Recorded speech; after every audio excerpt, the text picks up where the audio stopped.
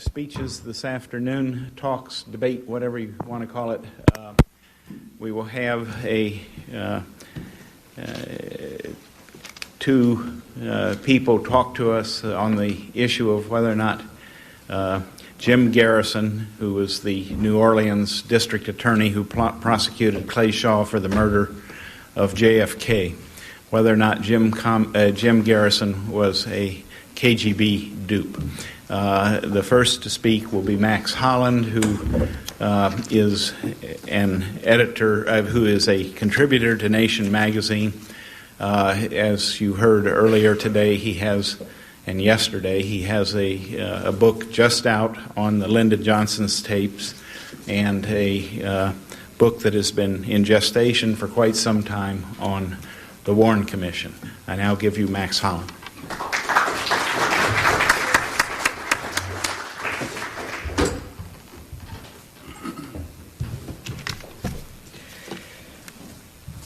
Thank you, Jim. Thank you again for inviting me to appear. My presentation is why Jim Garrison is what we used to call a communist dupe in the 1950s during the Cold War, and I don't say that very lightly, coming from the Nation magazine. I don't have any slides. I'm not really that technically adept, so I'm afraid I can simply hold up my exhibits, and I hope you trust me to read them accurately. Now, this story begins in February 1967. Coincidentally, the Rampart scandal about CIA funding of a whole host of NGOs breaks virtually simultaneously, which does play a role in contributing to its credibility. But as far as the Garrison aspect goes, on February 17th, the New Orleans State's item breaks the story that Jim Garrison, the district attorney of New Orleans Parish, is reinvestigating the assassination of President Kennedy. The significance of this can't be understated because it is the first time a duly elected law enforcement official has picked up the case since the Warren Report came out. There's been a lot of criticism of the Warren Report, but this is the first elected public official with any authority to do something. On February 22nd, David Ferry dies of a brain aneurysm. He's variously described as a co-conspirator or a witness, or, as Garrison put it, one of history's most important figures.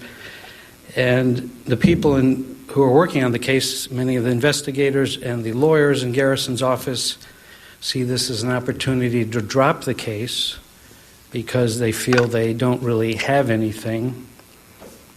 But Garrison doesn't take the opportunity to drop the case. On March 1st, he arrests Clay Shaw, which is roughly equivalent to the district attorney of New York arresting Robert Moses, the builder of New York City. Clay Shaw was one of the best-known businessmen in New Orleans. He had helped restore the French Quarter after the war, which was a decrepit slum in the late 40s.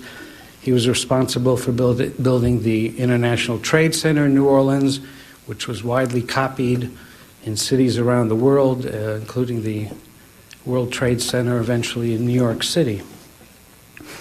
March 4th, 3 days after Shaw's arrest, an Italian newspaper called Paese Sera published a shocking story, and this is Paese Sera. It says, Clay Shaw, arrested in the Kennedy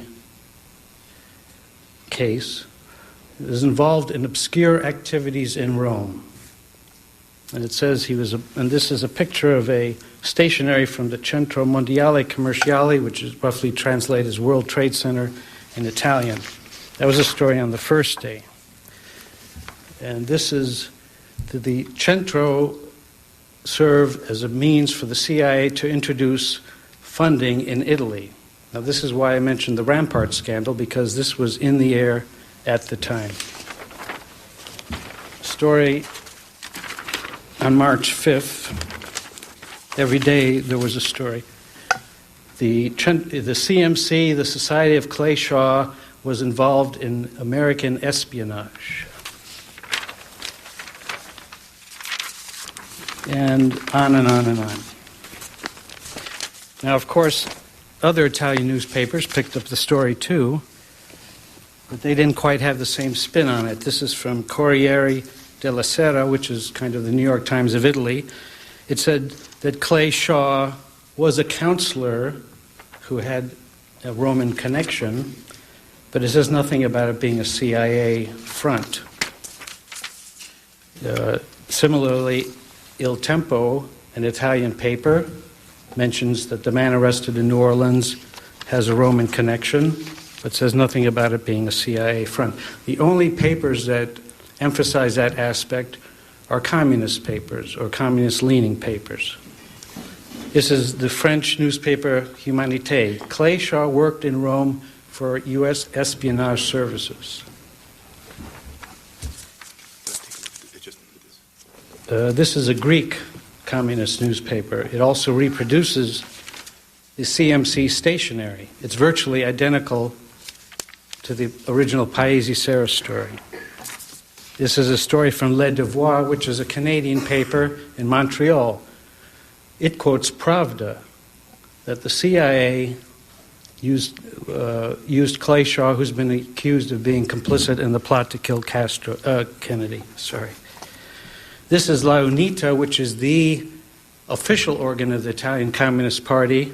Shaw, accused in the Kennedy case, worked in Rome for the CIA. And of course, where these papers lead, Pravda follows. This is the headline in Pravda: Clay Shaw was CIA, or is from the CIA. And I'll just read you the lead paragraph to give you a flavor of all these stories. The U.S. Central Intelligence Agency operating in Italy used the services of Clay Shaw, the man whom the district attorney for New Orleans has charged with taking part in a conspiracy which brought about the assassination of President Kennedy. So this is just a few days after Clay Shaw is arrested. A series of stories for about a week in March. Now this is what Jim Garrison says in his 1988 memoir about this allegation. Our patient plotting footwork had taught us that Clay Bertrand was actually Clay Shaw, the distinguished director of the International Trade Mart in New Orleans and a civic leader of note. But at the time, and I emphasize, but at the time, 1967, we had no inkling that Clay Shaw was much bigger and more powerful than his New Orleans persona indicated. It was not until much later, well after the Shaw trial, which was in 1969, when it could have been of any use to us, that we discovered Shaw's extensive international role as an employee of the CIA. Shaw's secret life as an agency man in Rome trying to bring fascism back to Italy was exposed in articles in the Italian press, which we obtained from Ralph Schoenman, secretary to the philosopher Bertrand Russell, who had been one of the earliest supporters of our investigation. Now, a lot of my presentation centers on the fact that that statement is a lie. And I brought most of my presentation are the exhibits as to why it is a lie. And it isn't a lie because of one contributing factor. There's a multiplicity of evidentiary sources. Here is a translation of the Paesi Serra story that's in Garrison's papers at the National Archives. Now, in and of itself, of course, it doesn't prove he had the translation in 1967. There's no date stamp on it. But I did talk to Joan Mellon, who was formerly married to Ralph Schoenman, and she told me, after checking with Ralph, that in fact Garrison was told in 1967 by Ralph, not in 1969 or afterwards, but in 1967. Ralph Schoenman was living in London at the time. He was very good friends with Giorgio Fanti, who was the London correspondent for Paesi Serra, and he gave Ralph the articles. Ralph was the secretary to Bertrand Russell, and Ralph made sure they got to Garrison, who he didn't know, but of course he read in the British press about his investigation. So there's Ralph's word for it. Another document that's very telling is Richard Billings' diary. Now, Tink Thompson mentioned working with Richard Billings. I know he's been accused of being a CIA agent. But for the first few months of the Garrison investigation, There was an agreement between Life and Garrison, and Billings was at his right hand the whole time. This is from his diary, March 16th. Garrison now March 16th, so that's about 10 days after the first Paesi Serra story. Garrison now interested in possible connections between Shaw and the CIA. 2 leads re CIA tie. One is an article in March issue Humanities, supposedly mentions Shaw's company work in Italy. Well, the reference to Humanities is to the French communist paper, not Paesi Serra, but it's the same story. March 22nd, there's another entry in the Billings diary. Story about Shaw and CIA appears in Humanité, probably around March 8th. Giant has copy now, datelined Rome, March 7th, from the Italian press. It explains Shaw working in Rome in the 58 to 60 period, which is exactly the charge in the Paesi Serra story. Now that's from the Billings papers in Georgetown. There's also a memo in the Billings papers from the Time Life correspondent in Rome to Billings regarding the Paesi Serra story. First sentence in the first paragraph. It was all started by the leftist daily Paesi Serra, which is famous for these kind of exploits, too colorful in many cases, though rarely proven to be basically wrong. The story has been officially denied by all ministries, spokesmen from Defense, Interior, Foreign Affairs, Foreign Trade when I asked them. It has been similarly denied the existence of any liaison between the CMC and CIA during a confidential talk based on friendship trust with top Ministry of Interior's official. So here's a Time Life guy telling Billings, who had the full range of Time Life resources at his disposal while he was working with Garrison, that this story is dubious. But the real point I'm trying to make here is that Garrison knew about it in March 67. If he didn't know about it through these sources, then you have to believe that he reads the newspapers about his case. Here's a story from the New Orleans States Item, April 1967. Mounting evidence links CIA to plot probe. Fourth paragraph. Even the investigation's pivotal figure, 54-year-old Clay Shaw, has had CIA connections attributed to him. Shaw, charged with complicity in Kennedy's death, was linked with the CIA by an influential Italian newspaper. So here's a newspaper in New Orleans which is aware of the story. I talked to the reporters who wrote the story. 2 of them are still alive. Ross Yockey told me that this story about CIA complicity was leaked to them by Garrison's office. Here's a copy of a different edition of the same newspaper in Garrison's file, so presumably he clipped it at the time. This is his handwriting at the top. Re Shaw and Centro Mondiale Commerciale. Here's a page from the proceedings of the Orleans Parish Grand Jury on May 17, 1967.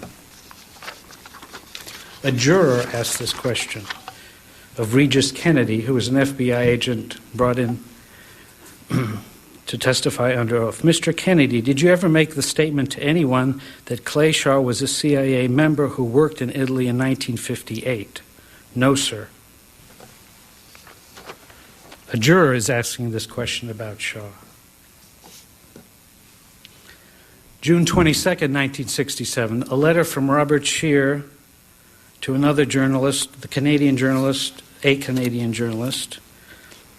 At the bottom of it, it says, Jim Garrison. This came in while I was gone. There may be some items you don't already have. And what does the letter talk about?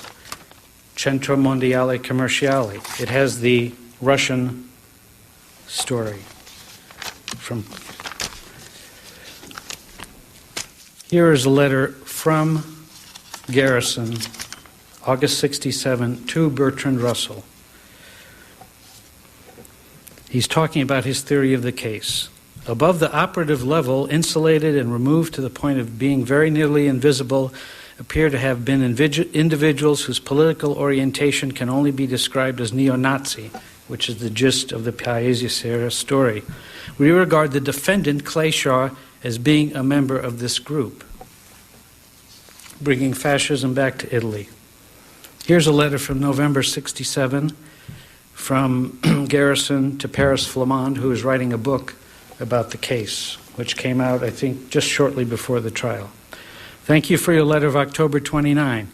With regard to the Centro Mondiale Commerciale matter, I enclose a recent article in a Canadian magazine which may be of interest to you. So I think one could say, insofar as cases can be closed, that Garrison lied in his memoir. He did know about the alleged CIA connections of Clay Shaw in 1967. Now, the 1969 trial of Clay Shaw was an abject failure. Afterwards, however, Garrison won the psychological war, and a large reason he kept fighting it was because of his belief that Clay Shaw was CIA. The defiant mood in his camp was captured in some correspondence between Garrison and Ralph Schoenman from 1971. Schoenman proposes the strategy that he believes Garrison should use. I've thought about the situation with the company right now, the company being the CIA. One of their primary objectives is to keep you off balance, defensive, always on the run from them, and never able to pause sufficiently to regain the offensive. Paradoxically, by stopping you from using the courts against Shaw, they have freed you to put the case into a book. Now it cannot be considered sub judice or prejudicial to a trial. So I just urgently that we take the offensive. Let's get out a book hard and fast, which nails the case against Shaw that we couldn't get into the courts. Now, of course, he couldn't introduce a newspaper clipping as evidence in a court of law. It's considered hearsay. Let's put them, the company, on the defensive by blowing the Shaw case sky high with a muckraking book that closes in on the company even closer. Now, in the years immediately after the trial, as the whole Garrison episode faded from view, the Paesi Serra articles were treated by people who still believed in Garrison as akin to the Dead Sea Scrolls, an inner secret, the inner truth. Shaw was a high-ranking CIA operative in Italy, and the newspaper articles proved it. And if you look at every conceivable citation of that allegation, it's always circular, and it always ends up when the circle closes at Paesi Serra. That is the source for that story, and it exists nowhere else. Let's fast forward to the late 90s. In the early 90s, a KGB archivist named Vasily Mitrokhin defected to the British. He tried to come over to the CIA, but they wouldn't have him. He took a trunk full of documents to the British, and these were published, the secret files of the KGB. These were handwritten notes he had smuggled out of the KGB archives over a period of many years. He was a secret dissident. This is one of the notes. In 1967, Department 1 of the First Chief Directorate, this is the directorate in charge of what they call active measures, which is akin to the CIA's covert activities and includes such things as disinformation. Department 1 conducted a series of disinformation operations aimed at inciting targeted groups to undertake actions along the lines required by the KGB. There were also stories emplaced or implanted in daily newspapers to support and develop such active measures taken by the KGB. One such emplacement in New York was through Paesi Serra. So as a check on that, I looked for a New York publication that published this allegation, and I found it in the National Guardian, which prior to its demise was a very well-respected, on the left, progressive news weekly, not that much dissimilar from The Nation. And in their March 18th, 1967 issue, they said, "The Guardian has received reports from Rome linking Shaw with various right-wing organizations and individuals and possibly with the CIA. The Guardian's Rome correspondent, quoting from the Rome daily Paesi Serra, reported that from 61 until 65, Shaw was on the board of directors of the Centro Mondiale Commerciale, which the paper said was engaged in obscure dealings in Rome." So therefore, I think a strong prima facie case exists that this was not just an erroneous allegation or a false one, but in fact KGB disinformation. The history of KGB efforts to impugn the CIA and the FBI go back to about the first month after the assassination. Now let's go back from the late 90s to the early 90s and the JFK film. You could call Oliver Stone a lot of things, but I would never call him stupid. He's a very shrewd and intelligent man. And one thing I think I understood after reading a book, Oliver Stone's USA, was that he understood that Garrison knew this information in 1967. He figured it out too. He says in the book, I tried to make it clear in the film that Garrison knew his case was weak, but continued for various reasons. Then he quotes Garrison, because I believe Stone asked him, why did you keep going after Clay Shaw, and what's the connection between Shaw and the vast government-industrial complex conspiracy that you posit? Garrison told him, and this is a quote, I didn't know exactly how Shaw was involved, but with Shaw I grabbed a toehold on the conspiracy. I wasn't about to let go because of technicalities. For one, that's the end of the quote. For one, Garrison knew that Shaw was hardly the innocent he proclaimed himself, that he had strong CIA connections dating back to the war. Later, now this is where Stone stays in concert with Garrison's memoir.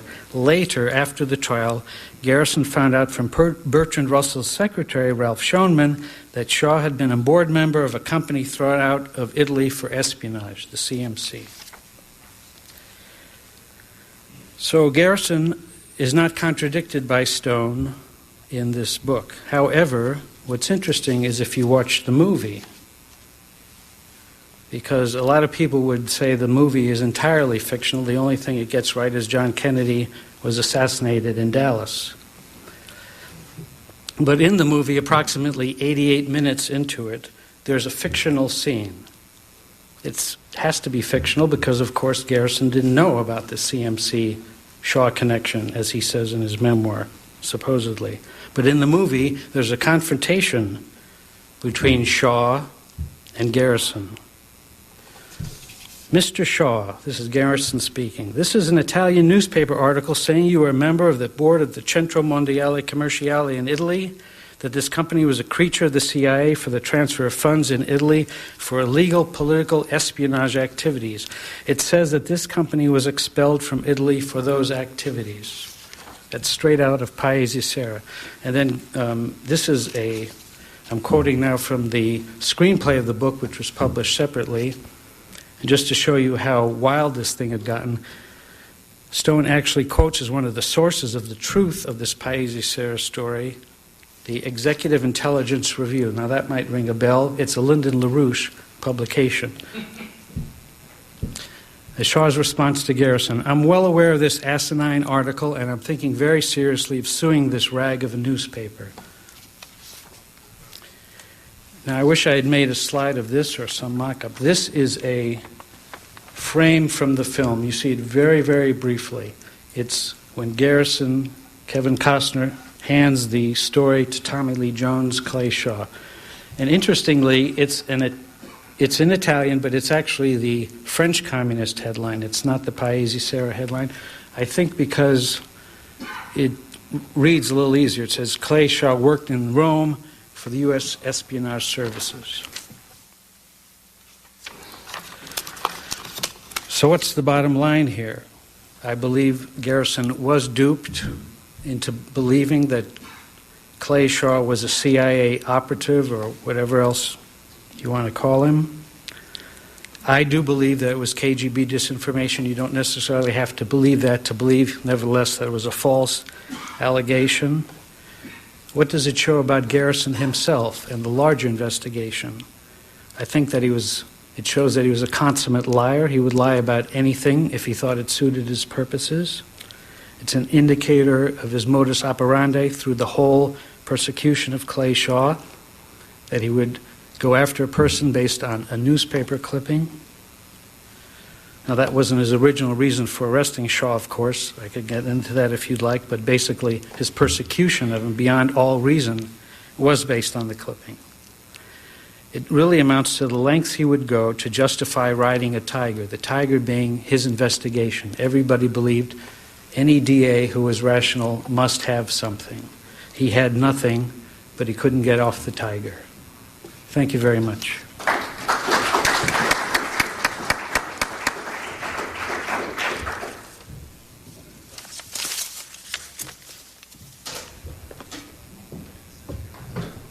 Let's see if I can have as much luck hooking up my own computer as I've had looking up other people's computers. We'll see how this works.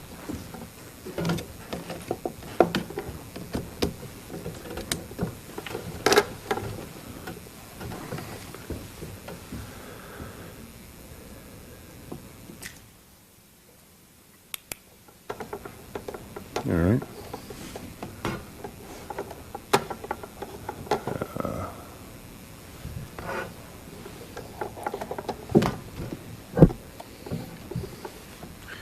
Any other geniuses out there want to give me a hand with this? I'd be much obliged. Let's see if I can get my mouse to work here. It's not a mouse. All right.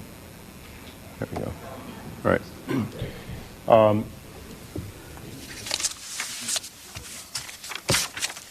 Let me just say at the outset that there are, people, including Joan Mellon and other people, who I think could be able to discuss some of the details of this more fully than I can. I'm not a historian of Jim Garrison. I did take an interest in this subject, and in fact, if you do a Google search under the name Max Holland, an essay I wrote about him is often the first thing that comes up on that Google search. And it's a lengthy essay in which I try to quote Max in context and in extenso. And one of the things that strikes me about it are some of the statements that he makes that I think are fairly wildly inaccurate. And perhaps one of them is that it is his view that, as he put it himself, and I am essentially quoting here, that the Pièce de Serre articles were the wellspring for Garrison's ultimate theory of the assassination, and that wellspring stemmed from an assassination plot. Had it not been for those articles in Pièce de Serre. Now, I'm not going to dispute with Max the fact that Garrison, in his 1988 book, wrote that he had not heard of the Pièce de Serre articles until after the trial. He did write that. It's in the book.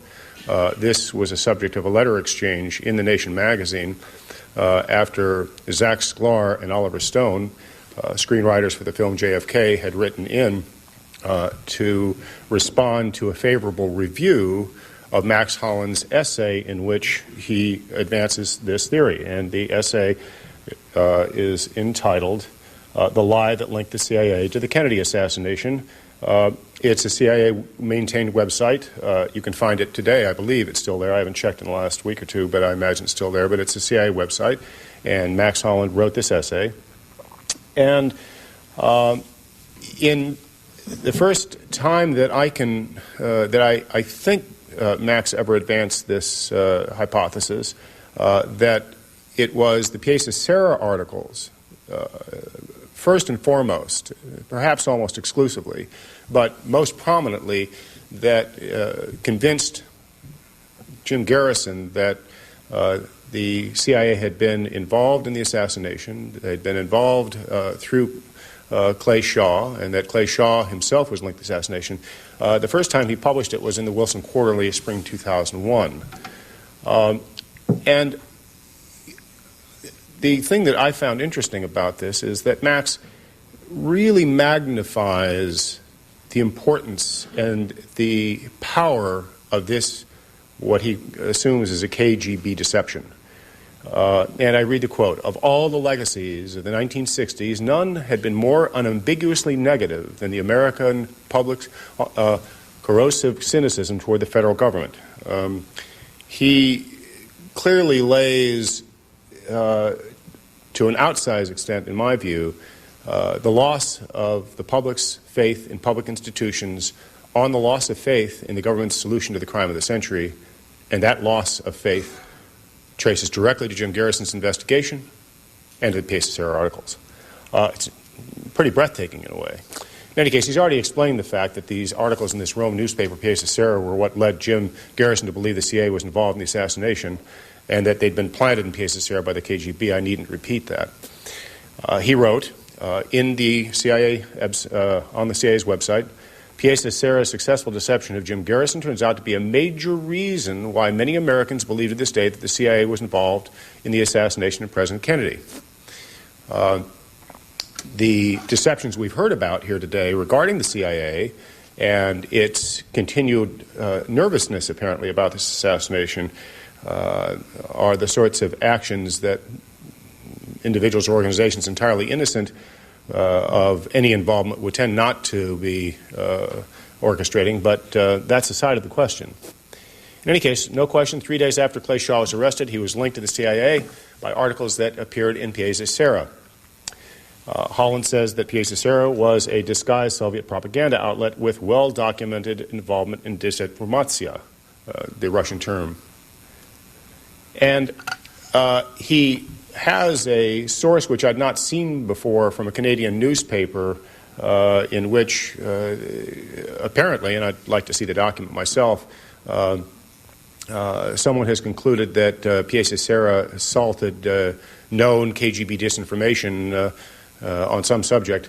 But the evidence that he provides for the pedigree of the Pièce Sera's being a known KGB outlet is the testimony at this hearing on communist forgeries in 1961, in which there was a single person testifying who testified to the fact that the KGB does plant stories, false stories in foreign press, including the Pièce Sera, and that man who was testifying was Richard Helms. Richard Helms, this is from his essay. The stuff in yellow is Max Holland writing. The stuff in light blue is testimony that he is quoting in his discussion in the essay from Richard Helms. So I'll read it for those of you at the back that can't see it because the print may be small enough you can't read it back there. Max Holland writes, altogether, Helms observed, the episode was a, quote, excellent example of how the communists used the false news story, unquote, to stunning effect. And it had all started with an Italian newspaper that belonged, quote, to a small group of journals published in the free world but used as outlets for disguised Soviet propaganda.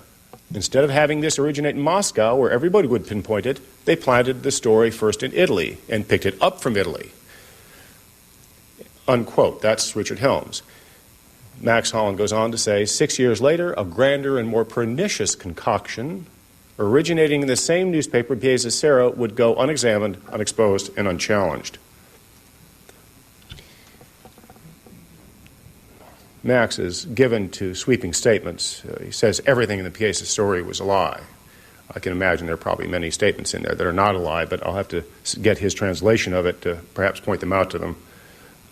I'm sure that that's not true, but that was the unqualified response he wrote to Zach Sklar and Oliver Stone in The Nation.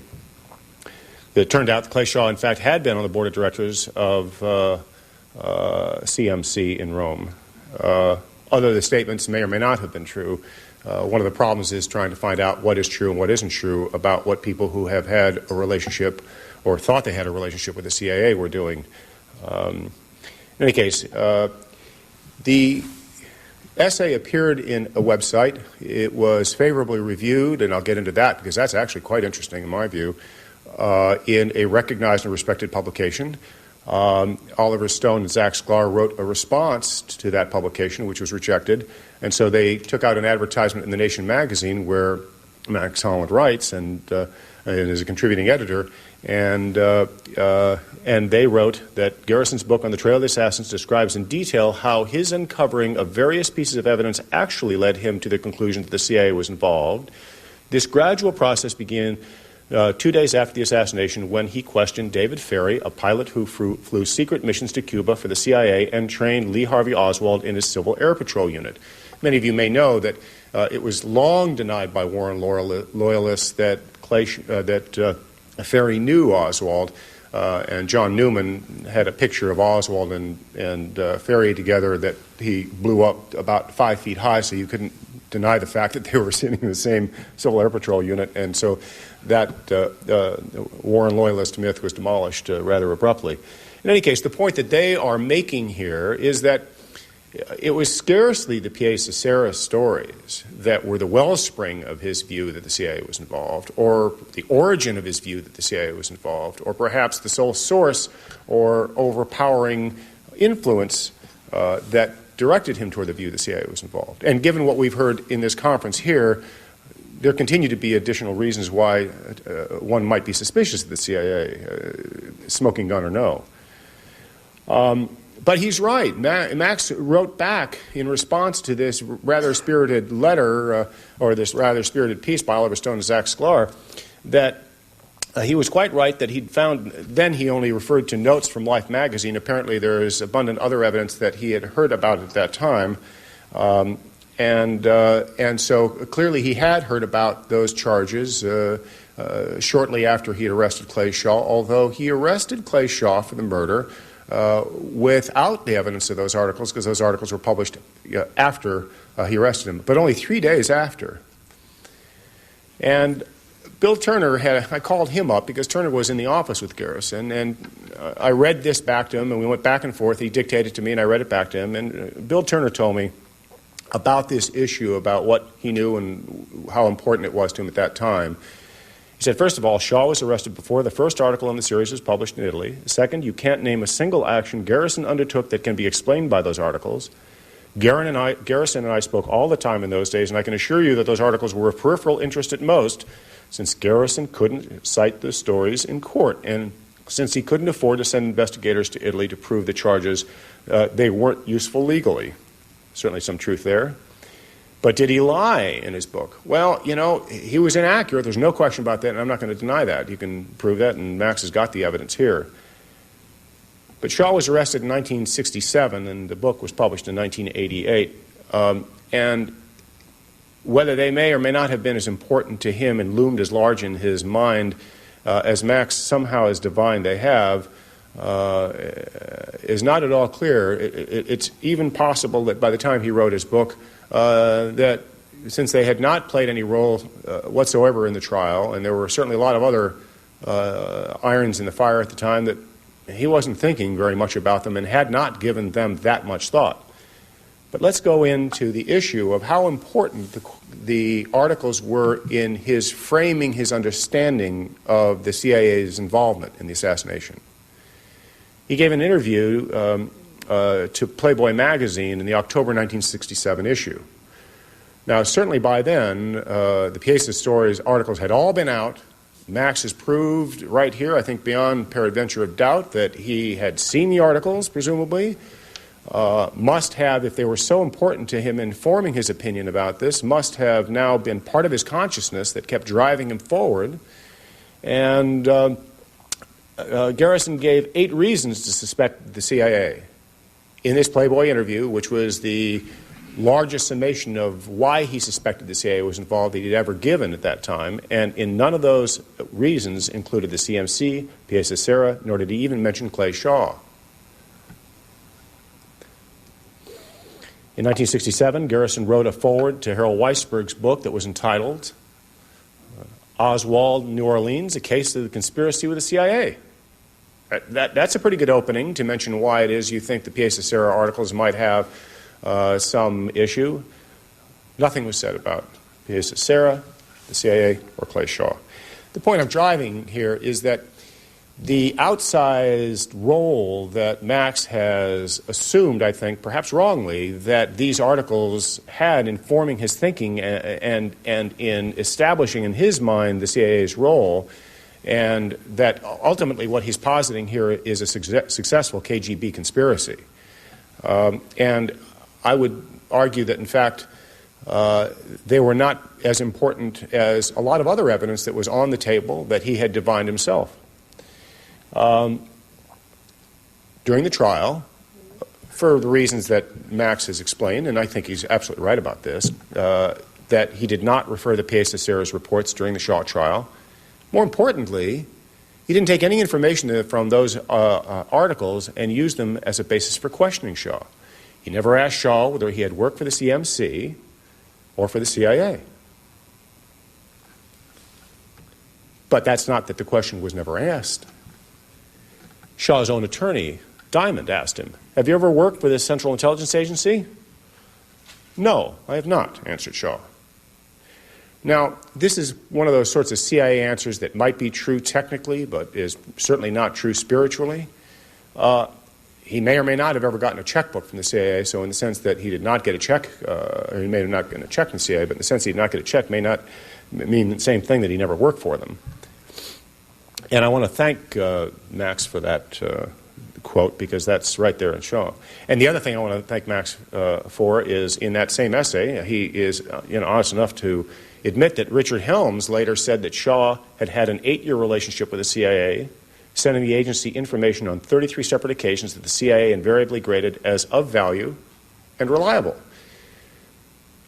The view I think that some people would have is that successful businessmen that have international business are often, or in that era particularly, were asked when they would come back from from an East Bloc country well, what did you see, what did you do? And it was sort of considered the patriotic thing to do, to answer and cooperate with your government in this way. And that, in fact, the way it is portrayed by Max in the essay is that this was more or less an act of patriotism, perhaps. Certainly not bad. I mean, it was a lie of sorts, but not fully truthful. But nevertheless, it was an act of patriotism on Clay Shaw's part. The interesting thing is that Richard Helms was the one that framed the limits of Shaw's involvement with the agency.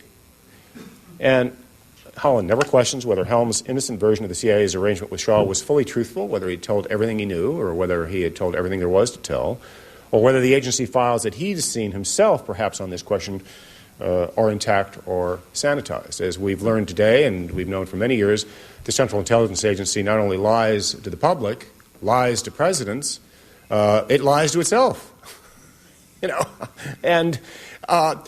But apparently Max Holland believes it would not lie to him. Well, Robert Blakey used to think the CIA wouldn't lie to him either. So the question is, was Jim Garrison duped by the KGB? This essay also turned up in an article in New Orleans Magazine, and Bill Turner, former FBI agent, who, as we all know, is very actively involved with Ramparts Magazine, has had a strong interest in this case as well, wrote a long letter, which I'd like to quote to you in full, and I think it deserves to be read into the record in full. He wrote the New Orleans Magazine, which published his response as follows.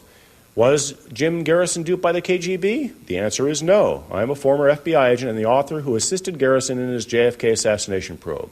What Holland omits is that last April he contacted me about my calling Garrison's attention to Italian press reports on Shaw's link to CIA-influenced trade organizations. What Holland overlooked is that on March 30th, 1967, Betty Parrott, who was in the same social set as FBI agent Regis Kennedy, informed the DA's office that Kennedy confirmed to her the fact that Clay Shaw is a former CIA agent who did some work for the CIA in Italy over a 5-year span. Well, who knows? Parrott could be lying, I suppose, but, she might not be. Holland portrays the Shaw trial as a farce. In fact, Shaw was indicted by a grand jury and a judge at a preliminary hearing. He's wrong about that. There wasn't one judge at the preliminary hearing that decided the evidence should move forward to a trial. There were 3 judges that decided on that evidence. To hear Max tell it, he didn't have a scintilla of evidence with which to move against him. But apparently a grand jury and 3 judges viewed that evidence as enough to move forward for a trial. And the 3 judges ruled that there was a probable cause to bring him to trial. The jury found that Garrison proved a conspiracy but did not produce sufficient evidence to plug Shaw into it. Lastly, while the trial of Shaw took 2 years to bring about and did eventually end in acquittal, the basis for the charges seems sound and the prosecution thorough, given the extraordinary nature of the charges in time. And that's not Bill Turner saying that. That's counsel Jonathan Blackmer of the House Select Committee on Assassinations. I'll read that to you again. While the trial of Shaw took 2 years to bring about and did eventually end in acquittal, the basis for the charges seems sound and the prosecution thorough, given the extraordinary nature of the charges and the time. And he goes on, we have reason to believe that Shaw was heavily involved in the anti-Castro efforts in New Orleans in 1960 and was possibly one of the high-level planners of the assassination. Now, if Max wants to have very ill feelings toward Jim Garrison, some of those should perhaps go to Jonathan Blackmer, who, if not entirely agreeing with everything Garrison did, was certainly sympathetic to the idea that he had reason to be suspicious of Clay Shaw. And he finishes up by saying that this is all available in his book, Rearview Mirror. And for those of you that are not familiar with it, it's a very well and a good read and fun to read. In any case, was Pièce de Serre the only reason that Garrison had to tie the CIA to the crime of the century? Well, the agency was by then well known to have been responsible for the Botch Bay of Pig affair, and of course, Garrison knew about that. And he also knew about numerous Oswald associates and their ties to that episode. And as Phil Melanson had pointed out in Spy Saga, de Mohrenschildt, Ferry, Bannister, and some of the anti-Castro Cubans were CIA connected. These are all people that Oswald was connected to. Nothing to do with Shaw.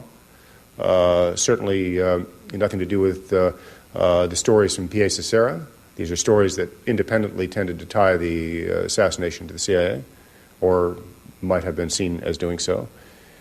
So the evidence that Holland presented in his essay, and he now has new evidence, so I have to address that, but all I did address, and this has been on my response, has already been on the web for a year and a half or so, is Richard Helm's 1961 Senate testimony. And there he was talking about a prior set of articles that Richard Helms held were evidence of disinformatia passed by the KGB through the Pièce de Serre, that, as he exposed them in the Senate hearing, proved that Pièce de Serre was a KGB outlet. And it had to do with articles that apparently tied the CIA to the general's coup against de Gaulle in France. And this is a smear that grew as the articles were picked up from Pièce de Serre and then reported back in Russia and in France and other places in the world. So the whole thing that Helms was saying before the Senate committee was that Pièce de Serre had started rumors in Italy that the United States Central Intelligence Agency had encouraged the general's revolt against de Gaulle, linked the CIA to the general's revolt against de Gaulle, smeared the CIA by suggesting that the CIA had supported the general's revolt against de Gaulle, and this smear was picked up and passed around the world. And this was the evidence that Richard Helms gave, proving Pièce de Serre's active involvement in passing along KGB disinformation. It's worth, I think, quoting what Richard Helms said under oath, and these are the Pièce de Serre passages that Helms told the Senate in 1961 was KGB disinformatia. Quote, "It is not by chance that some people in Paris are accusing the American Secret Service headed by Allen Dulles." It's not the Secret Service, CIA, but it's an Italian paper, and they're referring to the American Secret Service headed by Allen Dulles. So obviously they're talking about CIA. So it's not by chance that some people in Paris are accusing the American Secret Service headed by Allen Dulles of having participated in the plot of the four ultra-generals in their revolt against de Gaulle. Well, Helms was wrong about the date the story premiered, where it started, and about Pièce de Serre, too. It turns out that a pro-agency, well-respected author, a fellow named Andrew Tully, in a book called The CIA, points out that he reviewed the case against Pièce de Serre that Helms had made under oath. And he said that it turns out that the rumors about the CIA being involved in supporting the generals had actually started circulating in France on April 22nd, the day before the story ran in Rome. So it turns out they weren't planted in Italy first. They were accurately reported by Pièce de Serre first. Rumors that had started in France, according to a pro-agency source. And Tully also added that the evidence indicates that there were, in fact, operatives who let their own policies show, and by doing so led the rebels to believe that the United States would look favorably upon their adventure. So did the CIA encourage the French generals? Well, you're probably never going to get clarity on that point, but it's clear that even the New York Times' James Reston reported that the CIA agents have recently been in touch with the anti-Callist generals. Had the CIA made very clear their firm opposition to the generals, one would imagine they might have been reluctant to move forward, although perhaps they would have still moved forward. More importantly, Max Holland's magazine, The Nation, had perhaps the clearest discussion of where those rumors got their start. And it wasn't in Rome. It wasn't at Piacenza. This is written in The Nation. Here in Paris, responsible persons are still convinced that the rumors had a solid basis in fact. And he quotes an L'Express report in Paris saying that rebel General Chalais had several meetings with CIA agents who had told him that to get rid of de Gaulle would render the free world a great service. And I'm sorry that was cut off. So if Holland is right, the Piacenza fooled Garrison. It also apparently fooled L'Express, the New York Times, and the Nation magazine. Now, during that testimony, I'd like to hold up for you to show you the sorts of disinformatia that Max Holland was showing to the Senate that proved how the KGB had so corrupted the truth. I'm sorry, Helms had so corrupted the truth. This is taken right from that testimony, and they have numerous examples of articles published in the foreign press. And he was there holding forth saying that, this is nothing but communist disinformation. One of those articles is, and you can see at the top there, it says Communist Forgeries, page 45 of that report. I have the whole report for anyone who wants to see it, although it's a terrible copy, a faulty original at the Documents Library in San Francisco. But here it is, an American plot to overthrow Sukarno. CIA is plotting to overthrow Sukarno. This in 1961 was communist disinformation. By 1975, it was common knowledge. So here you have a situation where a representative of the Central Intelligence Agency is presenting as disinformation what turns out to be much truer than what he is saying. Do you know the date of that story? We can look at it back on my laptop because the whole thing expands into a much larger document. Yes, I probably... Around 1958, 1959, I don't know what they're referring to. That's the difference. It wasn't true in 1961.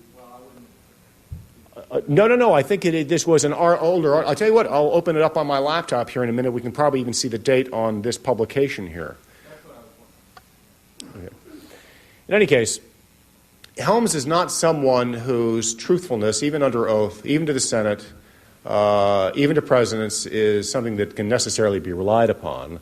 Max Holland has great faith in his truthfulness on the issue of Piacenza as having disinformed about and having told him the entire truth, or perhaps CIA having told him the entire truth about the Garrison business. But Helms also told the told the Senate the CIA was not involved in the Allende toppling. And this is the headline for the New York Times, that he was fined $2,000 and given a very firm rebuke by the presiding judge and a 2-year suspended sentence. So was the KGB duped via Garrison? Was the KGB duped Garrison via KGB outlet Piacenza even Max Holland's idea? When it first appeared in the Wilson Quarterly in 2001, it was kind of an interesting story. Here's a posting by a fellow named John McAdams, which some of you may or may not know. I have the posting in my pocket here. This is from 1999. You can still get it on the web right now today. And he has the entire thesis that Max Holland presents about how the KGB duped Garrison in a posting 2 years before Max Holland ever wrote about it, and did not mention John McAdams' name. But it's sort of a hoarier cliche, I think, than that. And I want to thank you for the expression hoary cliche. It's a nice one, Max. It's yours. Here's an article from the 1983 Lobster magazine, available with permission on the web today, accepting communist propaganda at face value, Permindex, the international trade in disinformation. And here they run this story that the KGB was behind the false suggestion that Clay Shaw and Permindex and the CMC were related. And here is from the Lobster magazine article, available on the web right now, originally published in 1983. And Max Holland doesn't attribute any of this great find of his to either John McAdams, a story in 1999, or Steve Dorrell's piece from 21 years ago. Clay Shaw was arrested on March 1st. On the 4th, the Italian newspaper Il Piazza Sera carried an article on the Garrison inquiry. Well, the article isn't really on the Garrison inquiry at all. It just mentions him in the headline, apparently. Does not go into the inquiry, but it goes into what they had found in a series of investigative articles that ran out over 6 days. The importance of those articles is that the editor said that they'd been assigned 6 months before. Holland nowhere credits John McAdams or Steve Dorrell with this discovery. Piazza Sera, Joan Mellon spoke to Piazza Sera's editors, and they said that the Piazza Sera's 6-part stories had nothing to do with the KGB or the JFK assassination per se. I mean, other than the fact they mentioned that the guy who was arrested in New Orleans, it turns out that turned up on their radar too. They say that when they assigned the story 6 months before, they'd never heard of Jim Garrison. And they were astonished, although perhaps found it very nice to be able to put it in a headline, that Shaw might have any connection to the assassination. That showed up 3 days before the articles. And anybody who has written a 6-piece article will tell you that it's not pumped out in 2 or 3 days. These were 6 articles that were months into preparation. So did Garrison have any reason beside the Piazza Sera articles for believing that the CIA was involved in the assassination, and perhaps for conveying to a lot of people in the public and convincing perhaps quite a few of them that it was involved? He certainly knew about Oswald's links to Morenshield, Ferry, Bannister, and the anti-Castro Cubans, all CIA-related people. He knew about Oswald's stint at Atsugi Air Force Base, a base that was run by the CIA. He had been certainly written the introduction to Harold Weisberg's book, which I imagine was in galleys in the late '66 period, in which the issue of the CIA's involvement was a subtitle of the book, and in fact he wrote an introduction for it. And whether you want to accept Betty Parrott's pre-trial revelation or not, not ultimately important. And of course, in Playboy magazine, he gave 8 reasons to suspect the CIA, none of which had anything to do with Shaw, Permin-Index, CMC, or Rome. Interestingly enough, how did Holland's CIA website article get into the public's consciousness? This is a very interesting story, perhaps the most interesting one, and it draws us right into the 9/11 issue. We haven't drawn any kind of link to that, so I'll draw one now. Turns out that Philip Zelikow, an editor at Foreign Affairs, who normally wrote reviews of books, took it upon himself to write a favorable review of Max Holland's essay on the CIA's website. Max Holland was working and works now, I believe, at the Miller Center in Arlington, is it? I don't work there anymore. Oh, you don't work there anymore, but you were working there then. Yes. He was working at the Miller Center. And so I thought to myself, Philip Zelikow is one of the authors of the Kennedy tapes, a book by Zelikow and May, in which they wrote in the long afterward that having to do with the Cuban Missile Crisis, that at several times Kennedy's is the only voice in the room determined not to go to war. And I thought, this guy sounds like a fairly sensible soul. I thought, what's this with him and Max Holland? And so I thought I'd write him a letter and kind of lay out what I've just laid out for you. So I called up Foreign Affairs and wanted to tell him about this guy over at the Miller Center. And I got a secretary on the phone. And she says, "Oh, Mr. Zelikow is no longer with Foreign Affairs. He's been made head of the Miller Center." So, 9/11 Commission. No, he was made head of the Miller Center before that. Now, this draws it into the 9/11 issue. Sorry, now. Gary, he was a book review editor for Foreign Affairs when he was head of the Miller Center. But he said he's no longer with, well, I'll tell you what she said to me exactly. She said, Mr. Zelikow is no longer with Foreign Affairs. He's taken a government job. That's what she said. The 9/11 Commission. It was before the 9/11 Commission. It was before the 9/11 Commission was even established. Okay, he said he's taken a government job. He's been made head of the Miller Center. That's what she told me, rightly or wrongly. In any case, Philip Zelikow is an interesting character. in that he worked with the Bush administration in the transition team, and Sandy Barger and the intelligence people from the outgoing Clinton administration met with Condoleezza Rice and some people who included Philip Zelikow. He was one of the people who was debriefed by the outgoing intelligence people from the Clinton administration. 9/11 comes, and so who do they pick to be the executive director of the 9/11 Commission? Philip Zelikow, somebody who should have been under oath before a commission like that. And that gets to John Newman's very astute point about how these commissions often don't succeed in doing what we as citizens might have a right to expect they do. In any case, thank you very much for your time and your indulgence.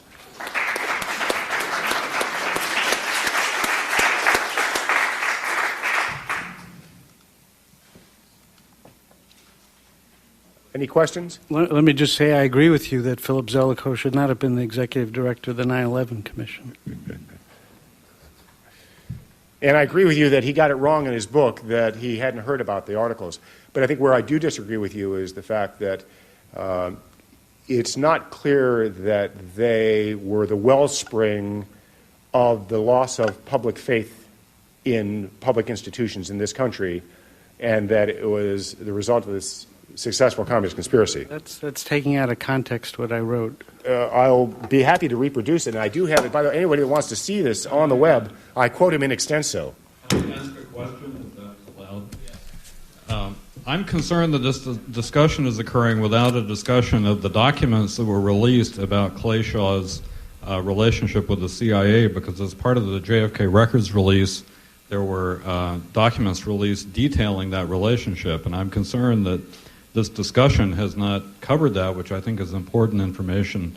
Those documents... You want to discuss them?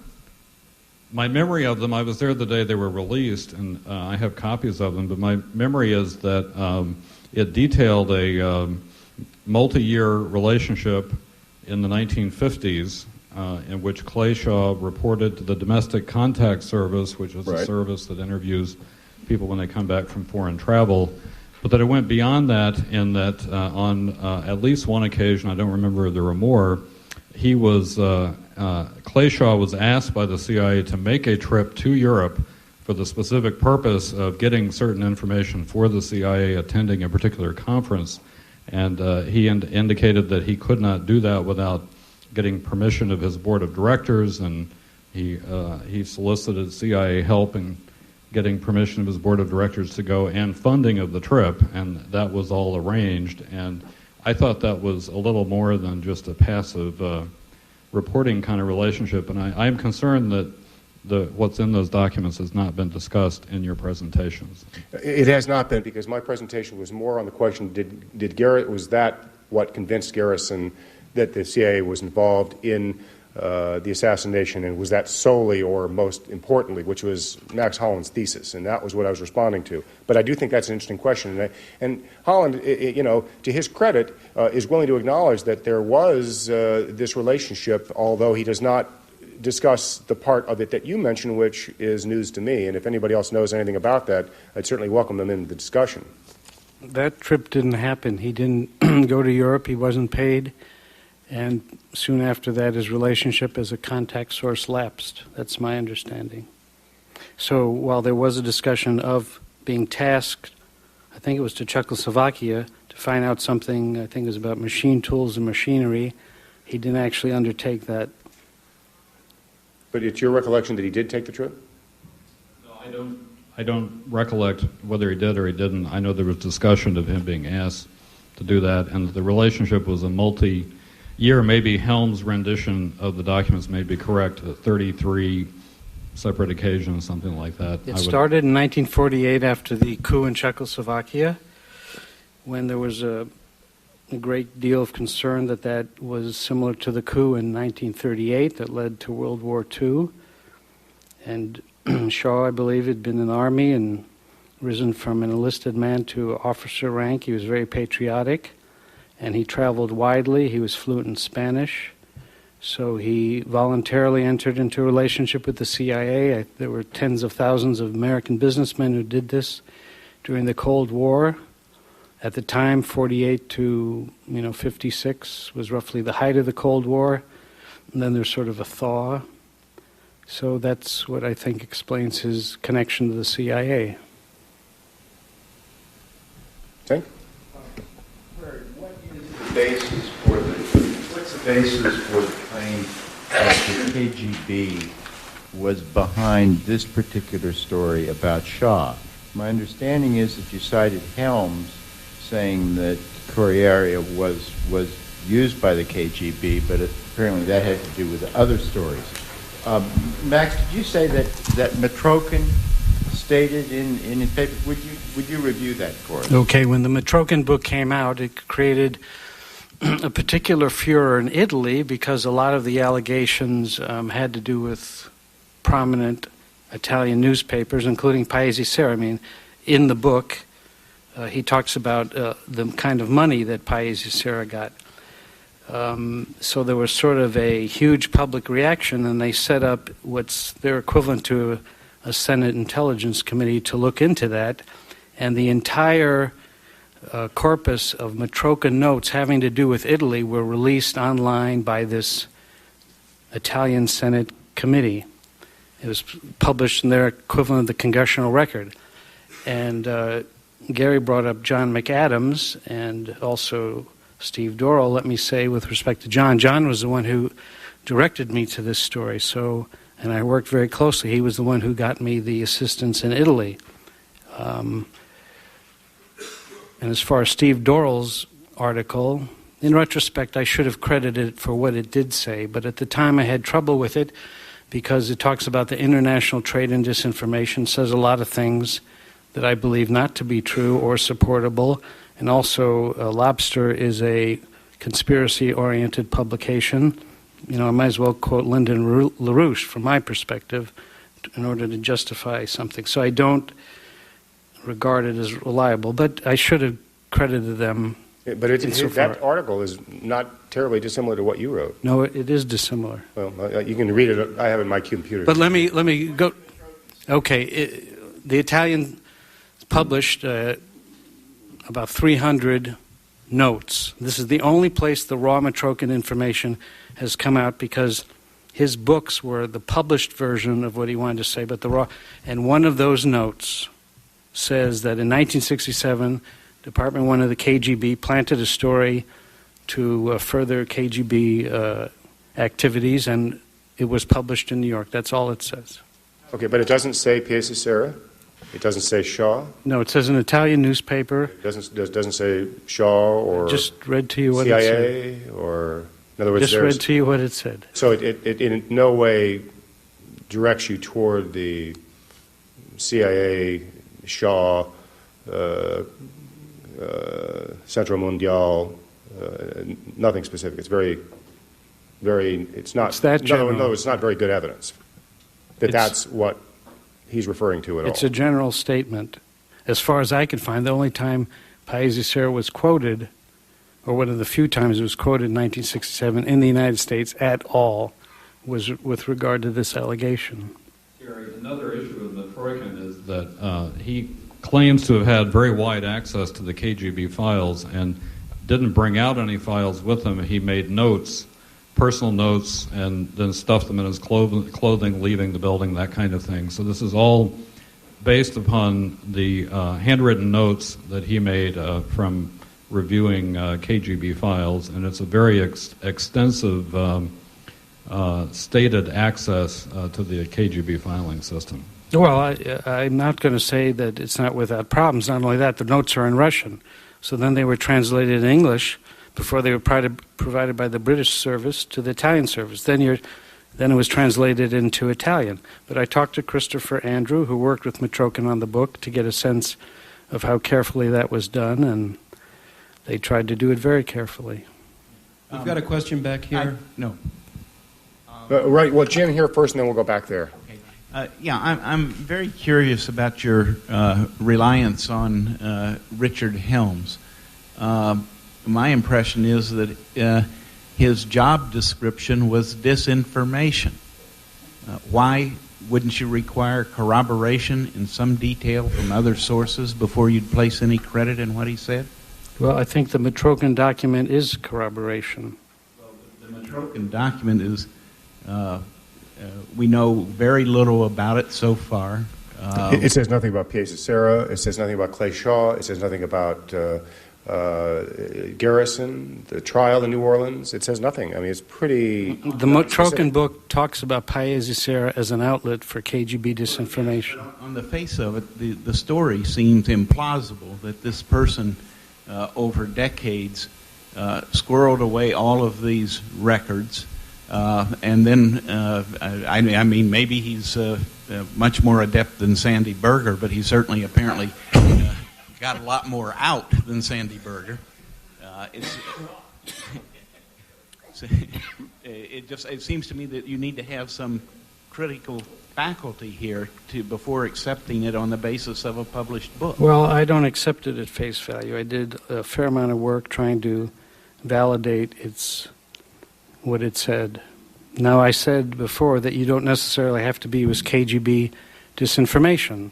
I mean, it was just a lie, the allegation, and that's sufficient. What was the lie here?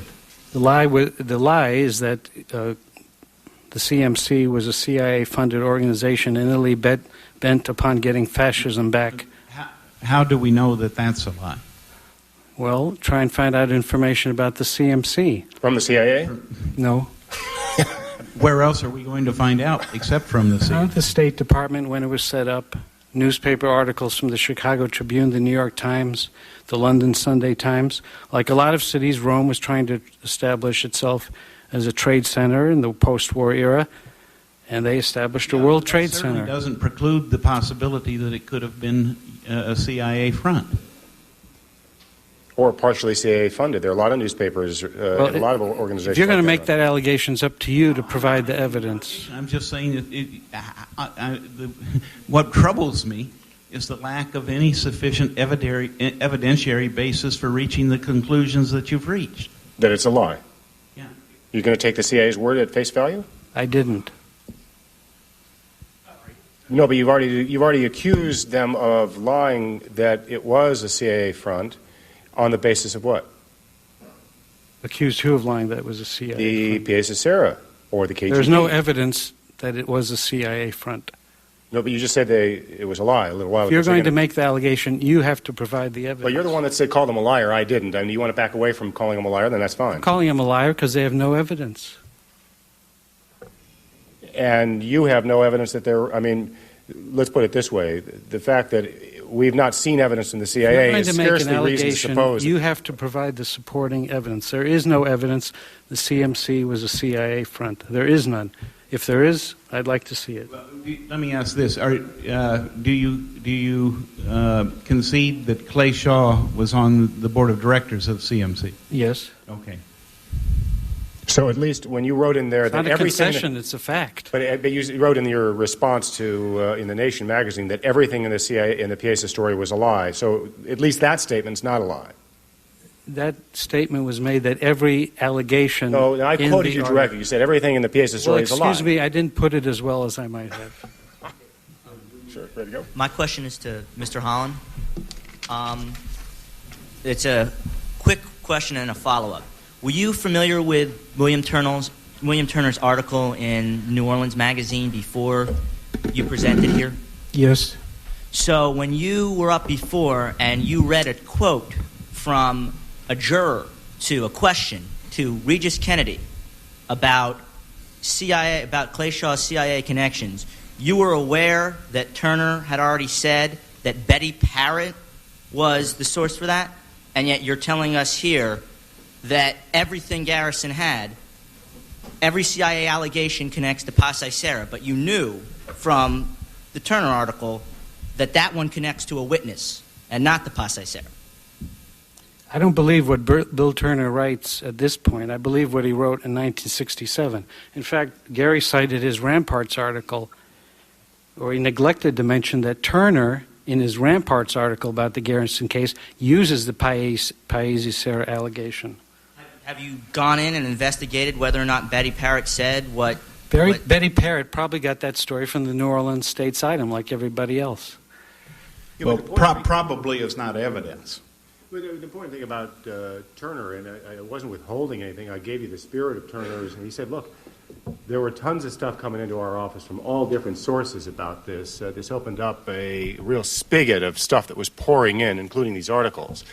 He said, you cannot demonstrate that there's anything we did in the trial, or even we didn't even frame any questions to Shaw under oath that could have been derived from information we got from those articles. And if it had been such an overwhelming presence in our subconscious and conscious mind about the role of the CIA and Clay Shaw's involvement with the CIA and the assassination, he said, we would have at least framed some questions based on that. And you didn't find anything in the record that we did. Okay. Let me have Max respond, and then after that we need to call a quit. We're way past our time. Well, if you read the Billings diary, which I think is the definitive account of those first few months, I think it's very clear that what the effect of the Paesi-Serra articles was. And Garrison's account of who was responsible wasn't fixed yet. It changed a little more. But I think it's very clear reading the Billings diary, which is a contemporaneous source, the impact of the articles. The fact that he didn't mention them in the trial means nothing because, of course, he couldn't introduce a newspaper article as evidence. Yeah. No, but he didn't even mention in offhand comments to Playboy magazine, in he was going to mention them book. To Playboy. He wasn't going to mention them to anybody. It was the secret, the big secret. Oh, okay. All right. One last question, and then we're done. I'd like to ask Max. I was talking about this yesterday. What I wanted to find out was, I read your article in Wilson Quarterly quite some time ago. And one of the things that struck me was you're talking about an Italian leftist newspaper, Paesi Serra, and the fact that the KGB used it probably for disinformation. Now, in studying history, one thing we know is that the Italian Communist Party was generally very independent. They basically told the Soviet Union to buzz off, And the fact that you have this particular, ambience going on over there, what I'd like to know is, do you have any more evidence than what you've said so far that they were duped? As a matter of fact, it's not just Garrison who's being duped, it's actually the leftist newspaper that's being duped by the KGB, because the Italian communists had this aura of independence, and they were the second largest communist party in Europe.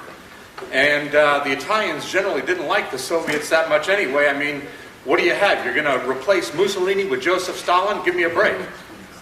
Well, I think you're talking about sort of the later Italian Communist Party when Eurocommunism arose. And there were, it was the most independent Communist Party of the West European Communist Party. That wasn't so true in the 50s and 60s. And as far as whether the Italian paper was duped, there were two reporters whose names were on those stories. One of them died, and one of them is still alive or was alive when I was working on this, and I had a researcher in Italy try to talk to him. He repeatedly agreed to meet and then wouldn't meet, and finally wanted money for a meeting.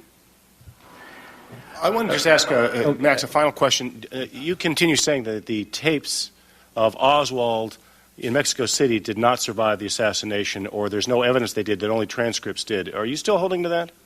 Gary, I came prepared to talk to this, but it's and a I've just question. worked on my book. I'm not prepared to talk All right, about anything. that concludes this session. We will reconvene at 6:45.